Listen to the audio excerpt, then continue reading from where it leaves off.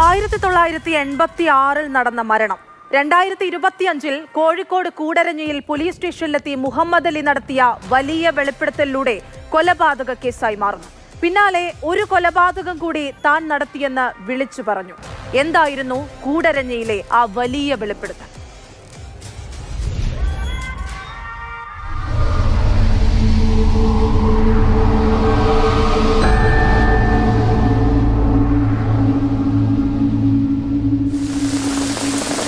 വിചിത്രമായ കാര്യങ്ങളാണ്.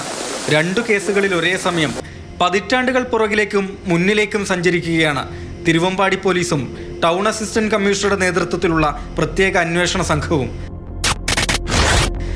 മലപ്പുറം വേങ്ങര സ്വദേശിയായ മുഹമ്മദ് അലി കഴിഞ്ഞ മാസം 5-ന് വേങ്ങര പോലീസ് സ്റ്റേഷനിലെത്തി നടത്തിയ വെളിപ്പെടുത്തലുകളാണ് കേസുകൾക്ക് അടിസ്ഥാനം. തൻ്റെ ഉറക്കം നഷ്ടപ്പെട്ടിട്ട് നാളുകളായി, അതിനാലാണ് ഇക്കാര്യങ്ങൾ വെളിപ്പെടുത്തുന്നതെന്നാണ് മുഹമ്മദ് അലി പോലീസിനോട് പറഞ്ഞത്. 1. 1986 കൂടരഞ്ഞിയിലെ തോട്ടിൽ യുവാവിനെ മരിച്ച നിലയിൽ കണ്ടെത്തിയത് കൊലപാതകമാണ്. അതായത് തൻ്റെ 15-ാം വയസ്സിൽ നടത്തിയ കൊലപാതകം. 2. 1989 കോഴിക്കോട് വെള്ളയിൽ കടപ്പുറത്ത് ഒരാളെ മരിച്ച നിലയിൽ കണ്ടതും കൊലപാതകമാണ്. താനും മറ്റൊരാളും ചേർന്ന് നടത്തിയ കൃത്യം. വിവരം വേങ്ങര പോലീസ് സ്റ്റേഷനിൽ നിന്ന് നേരെ തിരുവമ്പാടി സ്റ്റേഷനിലേക്കും സിറ്റി പോലീസിലേക്കും പഴയ ഫയലുകൾ പൊടിതട്ടിയെടുത്ത് പരിശോധിച്ചു. മുഹമ്മദ് അലി പറഞ്ഞ 2 ദിവസങ്ങളിലും പറഞ്ഞ സ്ഥലങ്ങളിൽ മൃതദേഹങ്ങൾ കണ്ടെത്തിയിട്ടുണ്ട്. തിരുവമ്പാടിയിലും അന്നു വെള്ളയിൽ ഉൾപ്പെട്ട നടക്കാവ് സ്റ്റേഷനിലും അസ്വാഭാവിക മരണത്തിന് കേസുകളും രജിസ്റ്റർ ചെയ്തിട്ടുണ്ട്. പത്രങ്ങളിൽ വാർത്തകളും വന്നിട്ടുണ്ട്. പക്ഷേ 2 കേസുകളിലും മരണപ്പെട്ടവർ അജ്ഞാതരാണ്.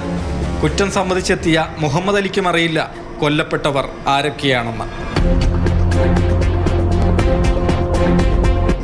1986 കൂടരഞ്ഞിയിൽ ദേവസ്യ എന്നാളുടെ പറമ്പിൽ കൂലിപ്പണിക്കെത്തിയ യുവാവിനെ തോട്ടിലേക്ക് തള്ളിയിട്ട് കൊന്നെന്നാണ് മുഹമ്മദ് അലിയുടെ മൊഴി. സ്ഥലമൊക്കെ ഒരുപാട് മാറിപ്പോയി.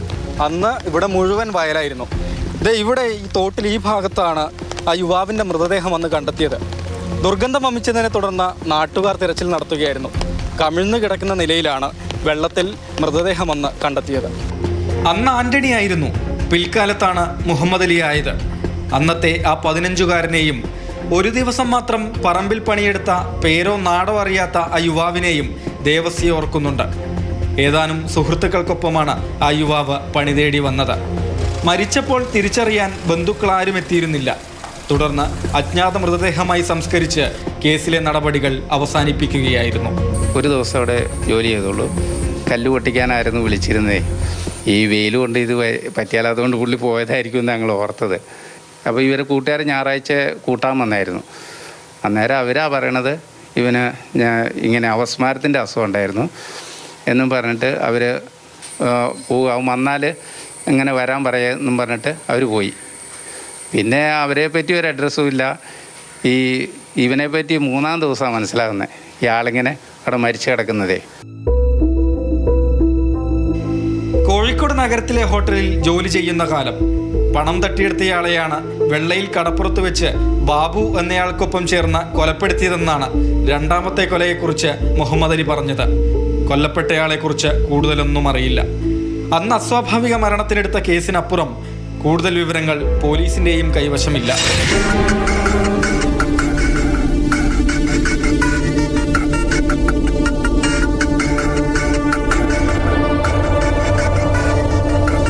മരിച്ചവരെ തിരിച്ചറിയാൻ പല മാർഗങ്ങളിലൂടെ സഞ്ചരിക്കുന്നു പോലീസ്.